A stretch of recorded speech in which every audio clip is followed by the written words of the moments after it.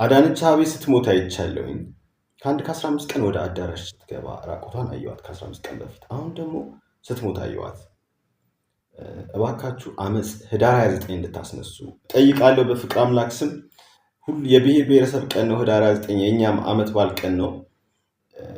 ሁላችሁ ብሔር ብሔረሰብ አንድ ሆናችሁ አማራ፣ ትግሬ፣ ኦሮሞ ሳትሉ ትልቅ አመፅ ማስነሳት አለባችሁ። ደቡብም፣ ወላይታውም፣ አፋሩም ይሄ መንግስት ሁላችሁንም እየበደለ ነው ያለው፣ እያሰቃያችሁ ነው ያለው፣ ችግር እየፈጠረ ኢትዮጵያን ችግር ውስጥ ከተታት ነው ያለው።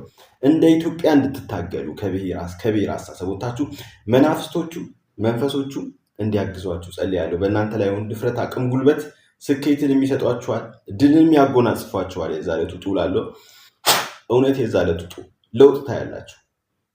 ሰላማችሁ ይብዛ ከያላችሁበት ከየክልሉ ውጡ። በብሔርና በክልል ያልተገደበ አመፅ ጠይቃለሁ። በዛሬት በፍቅር አምላክ ስም ሰላማችሁ ይብዛ። አሜን።